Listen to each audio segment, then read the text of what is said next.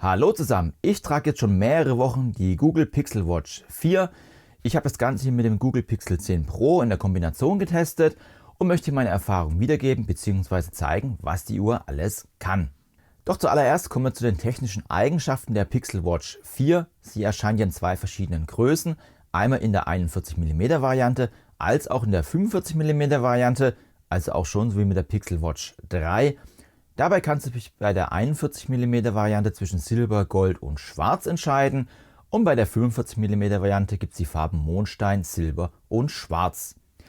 Sowohl bei der großen als auch bei der kleinen Variante könnt ihr natürlich dann auch die Armbänder wechseln. Und auch das Gewicht ist sehr interessant. Die kleine Version mit 41 mm hat ein Gewicht von 31 Gramm ohne Armband. Die größere Version mit 45 mm kommt hier mit 36,7 Gramm auf die Waage. Und beide Modelle sind bis zu 50 Meter wasserdicht. Beim Design der Uhr hat sich jetzt wirklich nicht viel geändert. Ihr bekommt jetzt immer noch die runde Uhr mit dem abgerundeten Design am Display. Die Displayränder sind etwas schmaler geworden als noch bei der Pixel Watch 3.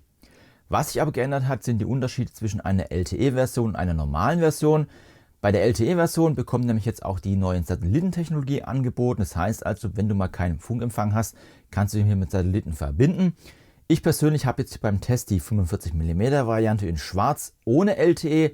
Und da muss man auf jeden Fall anmerken, wenn ihr euch gegen eine LTE-Variante entscheidet, bekommt ihr nämlich auch die Satellitentechnologie nicht angeboten. Und anzumerken ist auf jeden Fall, dass die Pixel Watch 4 nur mit einem Android-Handy genutzt werden kann. Das heißt also, im iPhone geht es schon mal nicht.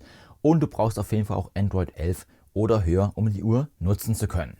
Was das Display angeht, bekommt ihr mit der Pixel Watch 4 ein AMOLED Touch Display angeboten, was zu bis zu 3000 Nits hell werden kann, also 2000 Nits heller als auch der Pixel Watch 3. Geschützt wird das Display dann hier mit einem Gorilla Glass 5 und die Steuerung erfolgt hier hauptsächlich über Touch. Nichtsdestotrotz, du bekommst auch hier eine Krone rechts. Damit kommst du zum Beispiel auch zurück auf das Zifferblatt. Du kannst mit der Krone natürlich auch hier durchscrollen, beziehungsweise hier oben gibt es rechts oben auch noch eine Taste. Da sind dann auch die letztverwendeten Apps, die ich jetzt hier auf der Uhr genutzt habe. Generell muss man sagen, die Farben sind hier wirklich sehr kräftig. Das Display ist draußen wirklich sehr gut ablesbar und natürlich beim Dunkeln strahlt das Display auch hier seine volle Kraft aus. Im Bereich der Konnektivität bekommt ihr mit der Pixel Watch 4 einen Bluetooth-Chip angeboten. Hier könnt ihr zum Beispiel einen Kopfhörer verbinden, um Offline-Musik mitzunehmen. Die Uhr selber verfügt auch einen internen Speicher von 32 GB für Offline-Musik, sei es jetzt zum Beispiel für Spotify oder YouTube Music. Was leider nicht funktioniert, ist die Verbindung eines Leistungsmessers beim Radfahren oder eines Brustgurtes. Das ist dann leider nicht möglich. Darüber hinaus gibt es dann auch einen WLAN-Chip, um zum Beispiel hier die Daten zu synchronisieren. Und ein NFC-Chip zum bargeldlosen Zahlen ist natürlich auch mit dabei. Darüber hinaus verfügt die Pixel Watch 4 dann auch noch über einen Hauttemperatursensor, einen Lichtsensor für die Displayhelligkeit und natürlich die Möglichkeit mit dem barometrischen Höhenmesser die Höhen zu messen während der Aktivität und ein Kompass ist auch hier mit an Bord. Im Inneren der Pixel Watch 4 schlummert dann ein Snapdragon W5 Generation 2. Das Ganze funktioniert dann hier mit Google Wear OS 6. Insgesamt ist die Steuerung der Uhr auch wirklich sehr flüssig. Die Daten werden sehr schnell geladen und wie gesagt, die Reaktion ist wirklich hier sehr gut. Ganz spannend bei der Pixel Watch 4 ist dann hier die Komplettintegration von Gemini. Zum einen habe ich es jetzt hier zum Beispiel auf dem Zifferblatt, das könnt ihr aber auch wegmachen, wenn ihr das nicht haben wollt. Ihr könnt dann, wenn ihr zum Beispiel euren Google Kalender, eure Google Mail als auch zum Beispiel Google Maps hier verbindet, auch komplett hier Datenanalysen durchführen, zum Beispiel fragen, was jetzt an E-Mails ansteht, beziehungsweise an Daten. Was steht nächste Woche im Kalender? Für nächste Woche, 1. bis 7. Dezember 2025, sind folgende Termine in Ihrem Kalender eingetragen. Filterspülen, Keller. Ihr habt natürlich auch die Möglichkeit, es abzubrechen, wenn ihr die Ergebnisse habt. Oder ihr habt auch die Option, eure E-Mails zusammenzufassen. Was gab es diese Woche an Mails? Sehen wir auch schon hier, mit Workspace wird dann verbunden. Das dauert immer einen ganz kleinen Moment. In dieser Woche, vom 24. bis 30. November 2025, gab es hauptsächlich E-Mails zu Black Friday Deals, Updates zu einer neuen Podcast-Episode sowie die Fortsetzung. Und du hast auch die Möglichkeit, mit Google Gemini auch Konversationen durchzuführen. Ist heute der erste Advent? Ja, der 30. November 2025 ist der erste Advent. Hast du mir eine Empfehlung, wo ich in Heppenheim essen gehen kann? Gerne. Hier sind einige Empfehlungen für Restaurants in Heppenheim, die aktuell geöffnet sind. 1. Bistro Filou, Stadtmauerkeller. Bewertung 4,5. Oder du kannst natürlich mit Gemini auch deine Uhr hier steuern. Starte eine Laufeinheit. Sehen wir, hier wird auch schon direkt die Laufeinheit gestartet. Ich persönlich habe Gemini oft beim Autofahren tatsächlich genutzt. Wenn ich irgendwas gehört habe, habe ich dann kurz nachgefragt, wenn es irgendeinen Hintergrund gab, und das wurde mir dann kurz erklärt. Das fand ich mir ganz praktisch. Und du hast auch die Möglichkeit, wenn du deine Konversation durchgeführt hast, bekommst du diese einmal in der Gemini-App auf deinem Handy angezeigt oder dann auf der Web-Oberfläche, und dann kannst du im Nachgang nochmal nachlesen, falls dich was interessiert, beziehungsweise natürlich auch den Verlauf komplett löschen, falls du das möchtest. Ganz spannend ist natürlich dann auch die Akkulaufzeit. Google gibt ja eine Akkulaufzeit bei der 41 mm Variante bis zu 30 Stunden an, wenn es bei der 45 mm Variante bis zu 40 Stunden sind. Und das Laden der Uhr hat sich wirklich extrem beschleunigt. Du kannst innerhalb von 15 Minuten die Uhr bis zu 50% aufladen, und das vor allem morgens ganz toll, wenn man feststellt, oh, die Uhr ist sehr leer, kannst du einfach kurz schnell auf den Lader machen und dann langt es auf jeden Fall hier für den ganzen Tag. Was meine persönliche Erfahrung mit der Akkulaufzeit angeht, das hängt natürlich stark davon ab, wie du die Uhr nutzt. Sollst du jetzt rein als Smartwatch nutzen, ab und zu draufschauen, manche Benachrichtigungen bekommen, habe ich sogar eine Laufzeit von bis zu 2 Tagen hinbekommen. Dann musst du die Uhr aber aufladen. Es wird natürlich etwas geringer, wenn du eine Aktivität durchführst. Und dabei habe ich die Uhr im Always-On-Modus betrieben, habe sie 24/7 getragen und alle Messwerte wurden hier dann aufgezeichnet. Stichwort Aktivitäten, da ist natürlich dann auch ganz spannend, wie lang hier die Akkulaufzeit war. Auch hier habe ich das Ganze im Always-On-Modus durchgeführt. Da kam ich auf einen Akkuverbrauch von 11,42% pro Stunde. Das entspricht so 8,5 bis knapp 9 Stunden Laufzeit. Auch da hängt es wieder davon ab, wie oft guckst du auf die Uhr, was machst du mit der Uhr. Aber so roundabout 8-9 Stunden könnt ihr auf jeden Fall rechnen. Ganz spannend bei einer Smartwatch sind natürlich dann auch die smarten Funktionen. Du hast zu einem die Möglichkeit, mit der Google Pixel Watch 4 natürlich zu telefonieren. In meinem Fall, ohne LTE-Version, brauchst du natürlich das Handy, dann wird das Telefonat durchgeroutet. Bei der LTE-Version kannst du natürlich auch direkt über die Uhr telefonieren. Hallo. So, hi, grüß dich. Na, kannst du mich hören? Ja, ich kann dich gut hören. Ja, wir haben gerade ein bisschen Kommunikation gehabt. Irgendwie warst du dann auf dem Handy und dann nicht auf der Uhr. Das war irgendwie ganz strange. So, jetzt, aber ich höre dich auch wirklich sehr gut. Kannst du mal sagen? Ja, die Sprachqualität ist wirklich, als wäre es ein Handy. Ja, auch die Lautsprecher sind wirklich sehr gut. Ich habe es auf maximal Lautstärke und es verzerrt auch gar nicht. Es ist wirklich top. Wunderbar. Sehr gut. Vielen lieben Dank für den Anruf. Immer gerne. Ich wünsche euch eine Bis gute Nacht. bald. Ciao. Ciao. Ihr habt natürlich auch die Möglichkeit, hier Sprachnotizen aufzunehmen. Wenn euch das Video gefällt, lasst gerne einen Daumen hoch da, beziehungsweise ein Abo, dann verpasst ihr auch kein Video mehr. Und ihr könnt diese natürlich dann auch anhören. Wenn euch das Video gefällt, lasst gerne einen Daumen hoch da, beziehungsweise ein Abo, dann verpasst ihr auch kein Video mehr. Ebenfalls bietet dir die Pixel Watch 4 die Möglichkeit, über die Uhr dann auch Bilder zu machen. Besser gesagt, wenn du das Widget öffnest, wird dann auch die Kamera hier auf deinem Pixel-Handy geöffnet und du kannst natürlich dann die Bilder machen, die du dann machen möchtest. Und dadurch, dass wir uns im Google-Kosmos bewegen, habt ihr natürlich auch eine Anbindung an Google Play Store. Das heißt also, du kannst eine Vielzahl von Apps herunterladen, sei es zum Beispiel eine To-Do-Liste für die Uhr oder zum Beispiel das Kalorientracking über MyFitnessPal. Du kannst auch WhatsApp auf der Uhr nutzen. Das heißt also, hier ist wirklich die Möglichkeit sehr groß, was du alles mit deiner Uhr dann hier machen kannst. Zum Thema Android-Apps habe ich auch mal ein Video gemacht, da habe ich mal meine Favoriten-Apps vorgestellt. Das verlinke ich dir oben mal. Da kannst du mal reinschauen, was es hier für Möglichkeiten dann gibt. Zu einem ganz spannend, auf der Google Pixel Watch 4 sind natürlich dann auch die Sport- und Fitnessfunktionen. Und diese sind bei Google auch wirklich nicht schlecht umgesetzt. Zu einem habt ihr mit der Google Pixel Watch 4 dann auch die Möglichkeit, hier ein EKG durchzuführen. Dafür drückt ihr dann einfach hier rechts auf die Krone und das EKG wird durchgeführt. Und sobald ihr es durchgeführt habt, bekommt ihr auch dann euer Ergebnis angezeigt. Wir sehen jetzt hier alles im normalen Bereich. Generell werden alle Fitnessdaten über die Fitbit-App auf die Uhr gesammelt, sei es jetzt Laufen, Schritte, aber auch die Herzfrequenz und Schlaf. Du hast aber auch die Möglichkeit, wenn wir jetzt von rechts nach links wischen, hier auch Widgets anzulegen, zum Beispiel den Schnellstart für den Lauf oder auch die Schritte oder zum Beispiel auch den Schlaf. Dann bekommst du es auch direkt auf die Uhr angezeigt. Das ist ohne Probleme möglich. Und ihr könnt natürlich auch wieder hier rausgehen. Dann sind wir auch wieder direkt in der Übersicht. Oder du bekommst dann zum Beispiel auch, wenn wir jetzt hier nach links gehen, auf die Schritte. Da kannst du dann auch sehen, hier zum Beispiel die Ziele, Tagesziele. Und da bekommt ihr die Daten ebenfalls mit angezeigt. Ihr werdet gleich sehen, wenn ich jetzt hier aus dem Widget rausgehe, lande ich direkt einmal in der Fitbit-App selber. Hier bekommt ihr einmal die Kardiobelastung angezeigt, die Tagesform, aber dann auch zum Beispiel Stockwerke, Distanz, verbrannte Kilokalorien, alle Daten, die wir hier auf der Uhr sammeln. Ich werde es aber jetzt euch gleich mal kurz in der App auf dem Handy zeigen, weil es einfach nochmal generell übersichtlicher ist.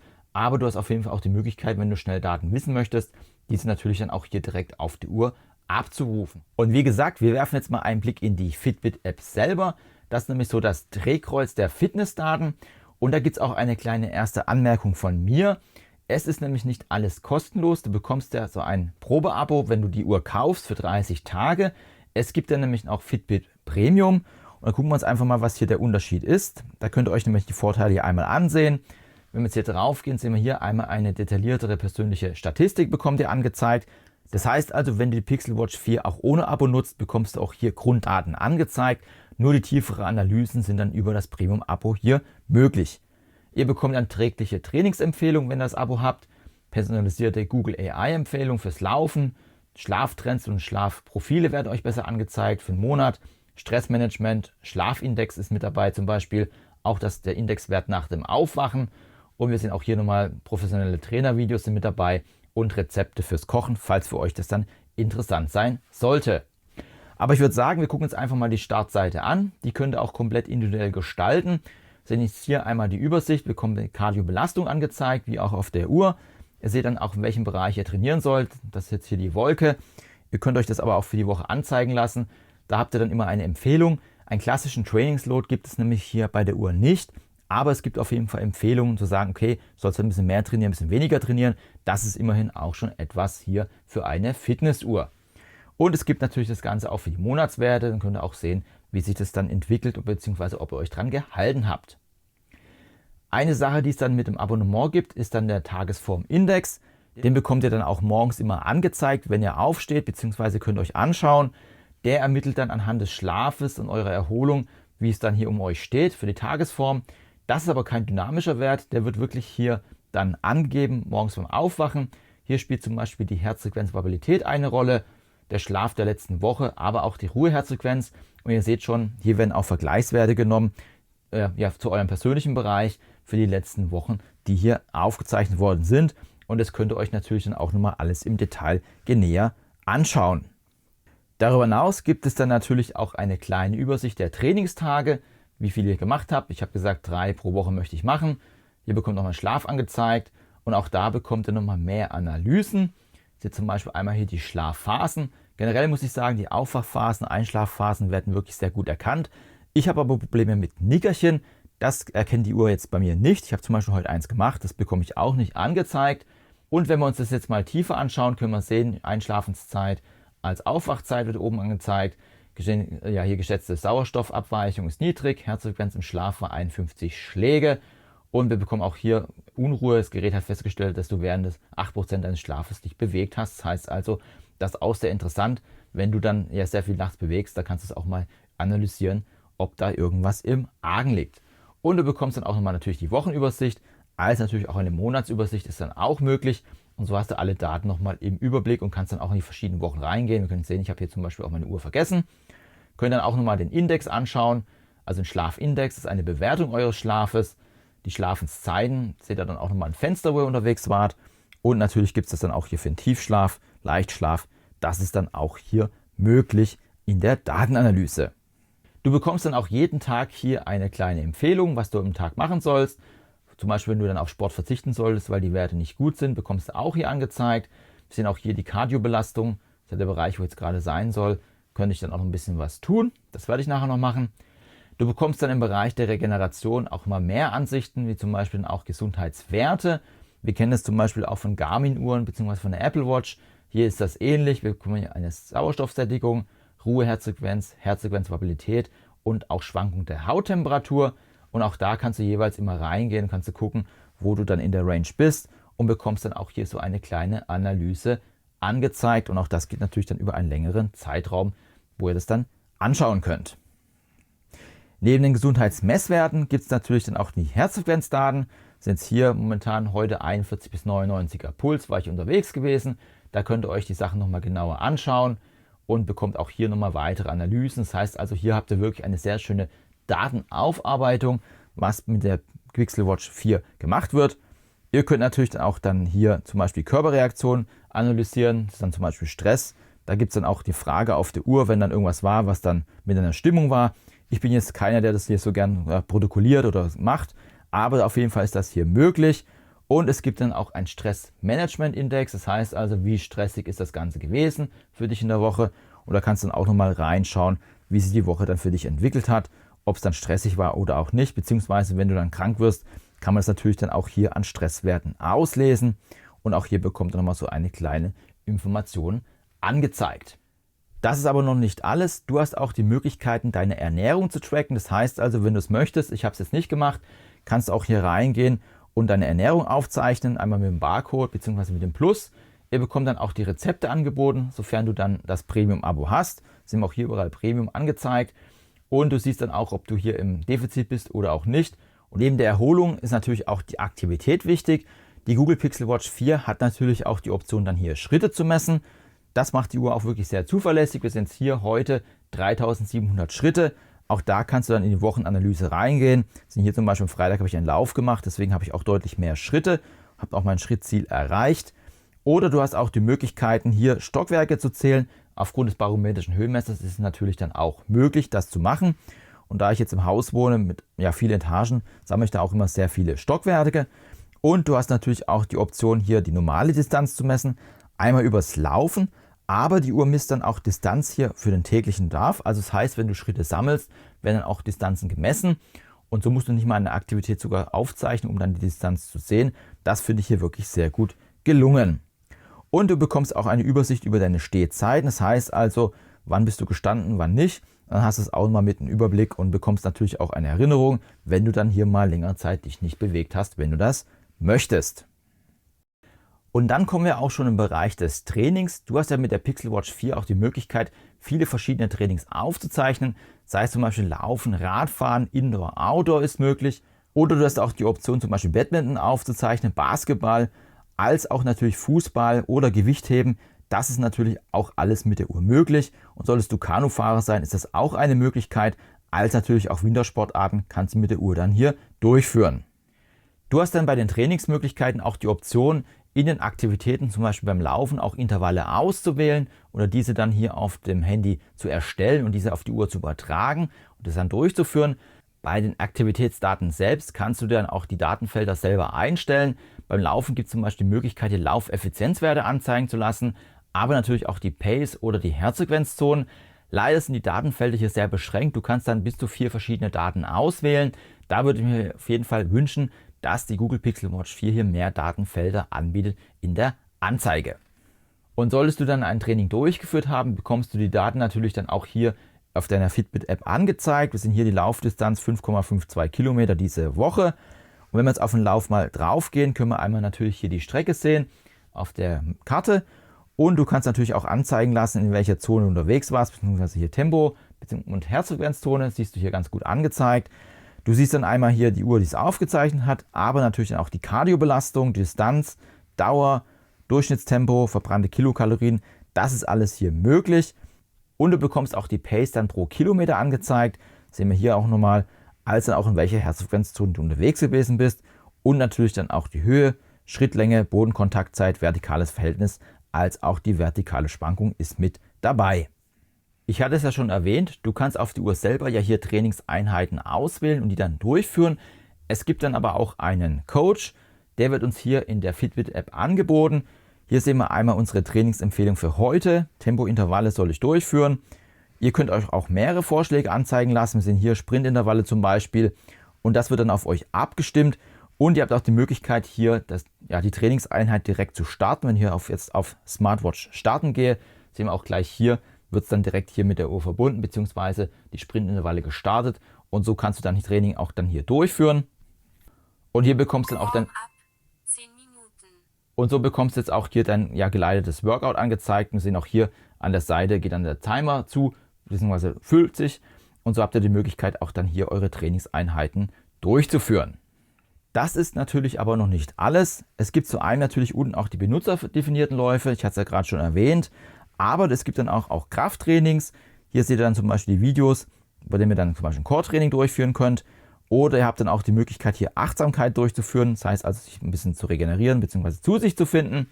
Und es gibt natürlich auch Cardio-Workouts, die könnt ihr dann ebenfalls mit eurer Pixel Watch durchführen und diese Videos werden euch dann hier im Premium-Abo mit angeboten. Was es leider nicht auf der Pixel Watch 4 gibt, ist dann Navigation während der Aktivität selbst oder eine integrierte Navigation. Du hast zwar Google Maps hier auf der Uhr und kannst dich damit navigieren lassen, sei es mit dem Auto oder mit dem Laufen, aber wenn du zum Beispiel wandern gehst, ist es auf jeden Fall nicht ausreichend, weil die Google Maps Karten jetzt hier für den Straßenverkehr ausgelegt sind und nicht zum Beispiel für Trailläufe im Wald. Da empfehle ich auf jeden Fall auf Apps wie zum Beispiel Komoot oder Auto Active zurückzugreifen. Verbesserungen gab es bei der Google Pixel Watch 4 dann vor allem im Bereich der Herzfrequenzmessung, aber auch bei der GPS-Messung. Als erstes werfen wir einen Blick auf die Herzfrequenzmessung. Ich habe zu einem einige Läufe mit der Google Pixel Watch 4 gemacht und ich kann auf jeden Fall sagen, dass die Daten hier immer wirklich sehr gut aufgezeichnet worden sind. Ich konnte hier keine großen Abweichungen feststellen. Ihr könnt ganz gut sehen, jetzt bei meinem Lauf, wo die Pulsveränderung da war, das hat die Uhr wirklich sehr gut aufgezeichnet. Das gleiche war auch dann bei einem Traillauf, auch da hat die Uhr wirklich sehr gut performt. Gerade Bergabpassagen haben wirklich sehr gut funktioniert. Da konnte ich auch hier keine Abweichung feststellen. Des Weiteren habe ich dann auch eine Radfahrt gemacht, sowohl auf dem Schotter als dann auch hier auf der Straße. Und das ist wirklich eine Herausforderung für die Uhren. Nichtsdestotrotz, auch hier hat die Google Pixel Watch 4 sich sehr gut geschlagen. Lediglich bei Minute 6 als auch bei Minute 47, 48 gab es ein paar kleine Ausreißer. Aber insgesamt haben wir wirklich ein sehr gutes Bild, was die Messung angeht gegenüber eines Brustgurtes. Ebenfalls gut performt hat die Google Pixel Watch 4 dann auch beim Krafttraining. Wenn man es Vergleich mit dem Brustgurt nimmt, können wir ganz gut auch erkennen, dass die Verläufe hier nahezu erkannt worden sind. Es gibt zwar hier und da ein paar kleine Abweichungen, aber insgesamt muss man sagen, die Google Pixel Watch 4 hat hier eine sehr gute Aufzeichnung durchgeführt und ist auch gut so. Wie gesagt, ihr könnt leider nämlich keinen Brustgurt hier mit der Uhr verbinden. Und wenn wir dann einen Blick auf die GPS-Daten werfen, diese waren bei der Google Pixel Watch 3 nämlich noch nicht so gut gewesen. Da gab es immer starke Abweichungen. Anders sieht es mit der Google Pixel Watch 4 aus. Die hat jetzt hier duales GPS, das beste GPS auf dem Markt. Und das zeigt sich dann auch bei den GPS-Daten selbst. Ich konnte jetzt hier keine großen Abweichungen feststellen. Lediglich bei manchen Straßenkurven wurde vielleicht etwas geklettert gegenüber einer Garmin-Uhr, die etwas genauer gemessen hat. Aber ich bin auf jeden Fall sehr zufrieden, was die GPS-Messung der Google Pixel Watch 4 angeht. Ja, dann würde ich sagen, da komme ich zu meinem Fazit der Google Pixel Watch 4. Das Design der Uhr selbst ist natürlich Geschmackssache. Ich muss sagen, ich habe mich jetzt mittlerweile dran gewöhnt. Ich trage die Uhr jetzt über einen Monat und dann finde ich das ganz okay. Am Anfang war es immer so, gefällt es mir nicht. Wie gesagt, das ist sehr subjektiv. Was die Uhr bietet, ist wirklich sehr gut. Du bekommst einen sehr guten Herzfrequenzsensor. Die GPS-Messung wurde hier verbessert oder deutlich verbessert. Einziges Geschmäckle, was man hier sagen kann, ist auf jeden Fall das Fitbit Premium-Abo, um hier genauere Datenanalysen zu bekommen. Das machen andere Hersteller immer noch kostenlos. Ob das so bleiben wird, ist die andere Frage. Das heißt also, wenn du tiefere Daten haben möchtest, kommst du auf jeden Fall an einem Abo nicht vorbei. Aber insgesamt ist die Google Pixel Watch 4 eine sehr gute Smartwatch. Sie ist sehr gut in das Google-System integriert und natürlich auch eine sehr gute Fitness- und Sportuhr. Wenn du natürlich tiefer in Trainings gehen möchtest und weitere Analysen haben möchtest, dann bleibt immer noch eine Sportuhr die erste Wahl. Aber insgesamt kann man sagen, dass die Uhr hier wirklich ein sehr gutes Bild abliefert. Du kannst mir gerne einen Kommentar schreiben, was du von der Google Pixel Watch 4 hältst, falls du die Uhr auch selber hast. Schreib es mir gerne rein, ich freue mich auf einen regen Austausch. Wenn dich noch mehr zum Thema Android-Uhren interessiert, ich habe auch mal die Galaxy Watch Uhren getestet, das verlinke ich dir unten mal. Beziehungsweise wenn du die App sehen möchtest, die ich hier schon vorgestellt habe, die ich sehr gut finde für eine Google-Uhr, verlinke ich dir oben mal das Video, kannst du mal reinschauen.